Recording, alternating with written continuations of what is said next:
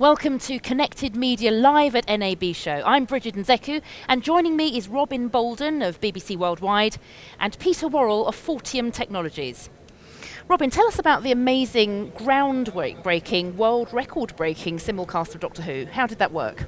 A very, very complex event at the end of last year where we brought together 98 countries to screen the 50th anniversary programme for Doctor Who on the same day at the same time.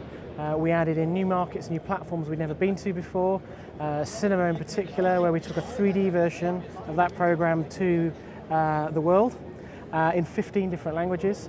And we were very much learning as we went along with that. Cinema is not something that we've done a lot of before. So huge challenges, but a huge success. And here at Connected Media Live, we're very interested in multi-platform distribution. So how many platforms were involved?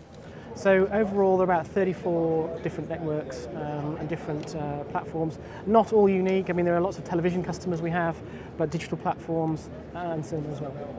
Peter, Fortium Technologies was heavily involved in making this work, achieving this amazing feat. What was your role?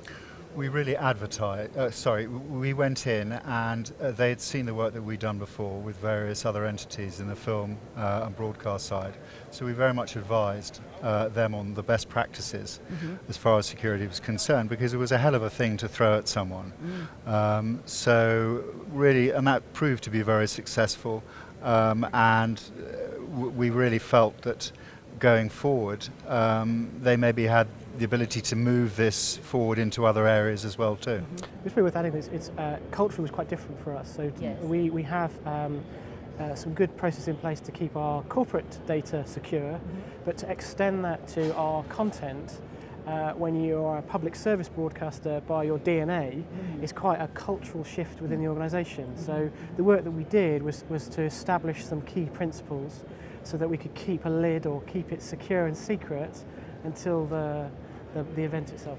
And we historically have dealt very much with pre-release content. Right. So for things like the BAFTAs and the Academies, where it's the crown jewels really of the broadcasters or certainly the film producers. Where security is absolutely critical. Critical because it hasn't even gone to the theatre yet. So what you don't want is leaks out onto the internet, because essentially at the end of the day that takes away the money that you can make from that product.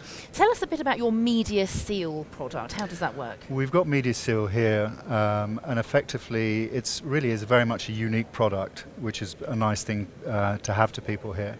And what that does is effectively it encrypts the content at source. So it means that if you are in post-production and you use Avid, you use Adobe, you use any of the other variants on a theme, if you use Mac, if you use PC, all of those you can secure.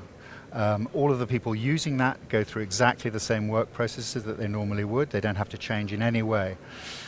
Effectively what that does is it means that the whole project for the broadcast or for the film is secured, and then that is given to the marketing department. The marketing department then take that out, as the BBC did, to Facebook very successfully, to all of the various social media channels, and they maximise what they can make from that. So you were saying, Robin, that this has been quite a big learning curve and culture shock actually to BBC Worldwide. It would be a shame, having achieved this amazing feat, not to do it again. What kind of plans might you have in that department? Well, I think after we recovered from November and I think we took a well-deserved rest, it's certainly whetted our appetite to do other things. Whether it be on the same scale, I'm not sure, but we've got lots of really exciting brands that we distribute, so absolutely watch this space. Watch this space indeed. Thank you very much for talking to us, Robin Boldon and Peter Worall. Pleasure.